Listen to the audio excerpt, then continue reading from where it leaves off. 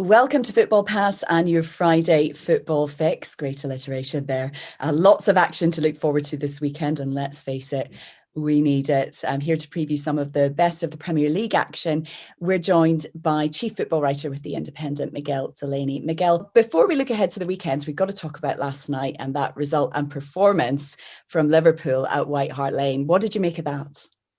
I think as Klopp said after the game, a badly needed return to form for Liverpool, a badly needed performance, given they struggled for goals in recent matches and really didn't look themselves.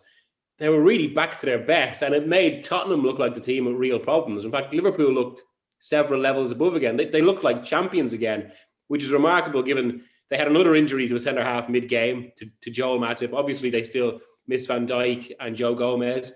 And the consequence of the game might actually be, oddly, given Matip's injury is obviously a bad thing, but it might make them stronger because it seems after it that Klopp the club are finally going to go to the transfer market and get him another defender.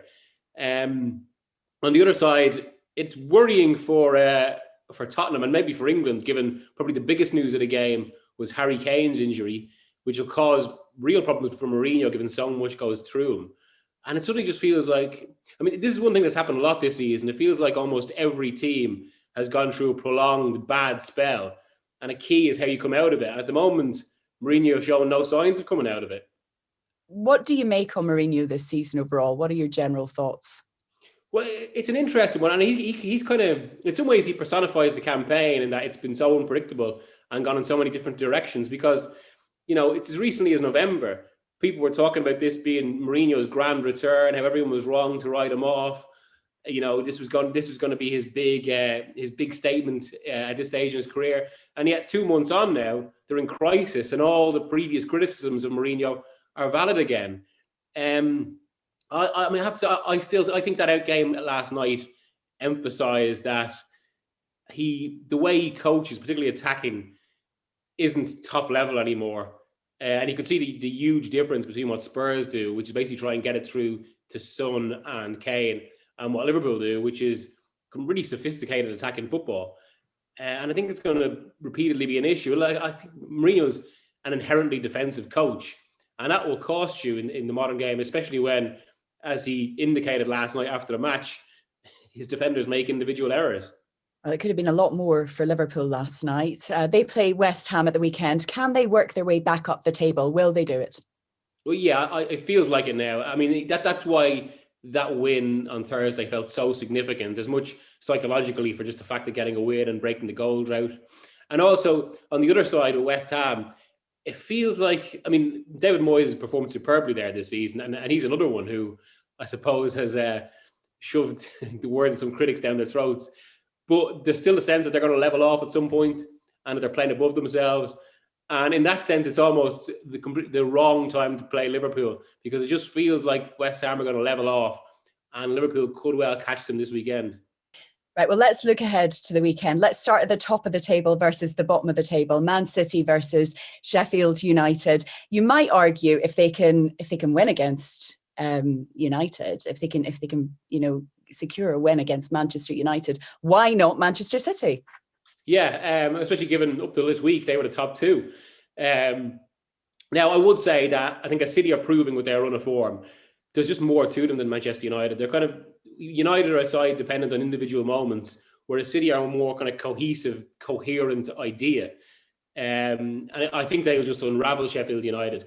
But in saying all that, as you've alluded to there, that was obviously just Sheffield United's second win of the season. It only brings them to 8 points, even though we're more than halfway through now. But throughout all that, even though there was a time when it looked like Sheffield United could really have the record bad season, overtaking Derby County in 07-08, they never actually felt that bad. Like, there was a lot of games they were losing by only a goal, and they were always in games and competitive. And I think we're starting to see the other side of that now. And of course, they'll be psychologically boosted by those 2 wins in fairly quick succession against Newcastle United and Man United, and they'll put it up the City. But as ever with City right now, and even with Kevin De Bruyne out, if City go a goal ahead, you'd expect them to kind of just cut loose. And even if it's one of those games where they're kept waiting, City should have the craft to eventually open them. Like, I think at the moment, City seem the one side, maybe bar Liverpool if they get it together, who are capable of the kind of consistency that's going to win this title. Manchester United visit the Emirates. They play Arsenal also on Saturday. Can they shrug off Wednesday's defeat? See, again, this is a really interesting one in terms of more so because of the context of the season and also Solskjaer's reign at Manchester United. I mean, a theme of Solskjaer's reign has been these really good streaks of wins followed by spells of bad form. That's constantly happened. And it's happened this season as well. And from that perspective, I do just wonder, because throughout their run of wins, almost like the opposite of Sheffield United, whereas Sheffield United were a team at the bottom losing games by the odd goal, Manchester United were a team at the top winning games with the odd goal. And it felt like a lot of their games, particularly against West Ham, against Villa, against Wolves, they could really have gone either way with a ball breaking in another way. And so from that perspective, there was a sense of fragility to their run. And it is possible, as we've seen under Solskjaer, that defeat at Sheffield United just undermines him a little bit and maybe causes another bad run in that regard. And it's why I think it's exactly the wrong time to play in Arsenal, given Arsenal are suddenly resurgent. Yeah, they look like they're going to be without a few key players, though, don't they?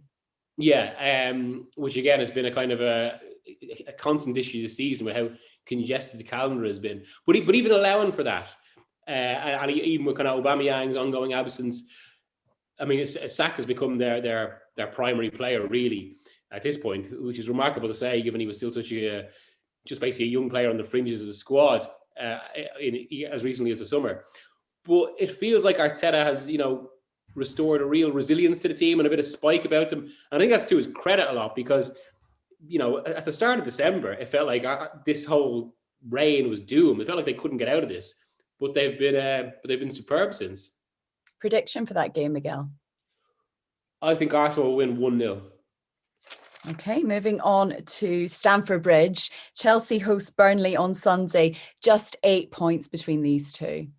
Yeah, which is incredible given the difference in expenditure, especially given the summer. Now, obviously, a lot of that has come from the issues that have been at Chelsea and have ultimately led to Frank Lampard's sacking on Monday. I was there on Wednesday night watching Thomas Tuchel's first game. You probably couldn't say it was Tuchel. It was a real reflection of what Tuchel wants to do yet because he'd only had a day training. So from that perspective, I am interested to see how they'll perform. It'll be a more recognisably Tuchel team on Sunday. And I do think there'll be a response. I mean, Burnley are they're that classic awkward side at the moment. If you're in a bad run, you really don't want to play them because they just make it difficult for you. But I think there'll be a bit of momentum behind Chelsea with this one. And there will be some Tuchel effect. And I think they'll win it with relative comfort. Can Tuchel save Chelsea's season? I think he'll get them into the top 4 for definite. I think their squad is good enough. He's a good enough manager, even if he brings his own idiosyncrasies. He's got a history of kind of getting into arguments with hierarchies. He did reference that in his press conference on Thursday. But to be fair, I also said he's matured a bit. And I think people who worked with him at Paris Saint-Germain would say the same in that regard. As to whether he can win a title, there's a little bit too much of a gap maybe, but this season, who knows? And this is the one thing about Chelsea. They have by far the strongest squad in Europe. It's remarkable the depth they've got. Leicester sitting in third, just 2 points off the top spot. Are they legitimate title contenders, Miguel? They play Leeds on Sunday. Yeah, in what should be a very open game. It is remarkable with Leicester because even though they've won a title more recently than Tottenham, won a title more recently than Arsenal, won a title more recently than Manchester United, and yet in these situations, there's still that tendency to dismiss them. Now, I suppose, to be fair, it's a very different team to the one which won the title, bar Jamie Vardy. And there is still that kind of finance gap. One of the issues is they're not as wealthy as the rest of the big six, and it means their squad isn't as big. But of course, Rodgers has made them into a really good unit. They've got Vardy, who's still, arguably better than he was in 2016 even. And there's a lot there. I mean, the instinct is to say they're still a little bit short of a title challenge, but this season, given their experience, I wouldn't completely rule them out. I still think they'll level off in the way they did last season, but even then, it looks like they've made a bit of a jump up. I can't remember, a title race this close. It's hugely exciting. How do you think it's all going to play out? As exciting as it's been, my concern is that one team, probably Man City, will just go on a run that kind of almost kills that unpredictability.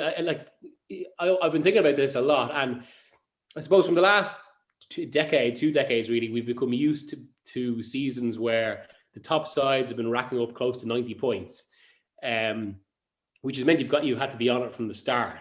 Whereas this season, obviously, it's been much more unpredictable. It's been much more like a season in the 1990s. But what used to routinely happen in the 1990s, of course, was it was unpredictable up to a certain point. Then Alex Ferguson's Manchester United would put their foot down and just go and win it.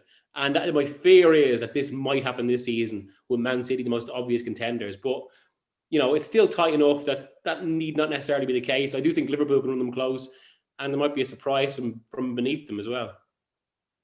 What's your game for the weekend? Yeah, I'm doing two, actually. I'm doing both Arsenal, Man United, that we mentioned, and Chelsea, Burnley. But I suppose the game that really stands out is that classic Arsenal United, especially given that United got beaten on Wednesday. So suddenly there's a lot more pressure on them again. And because they actually it's amazing to say this, given a week ago we were talking about them as potential champions.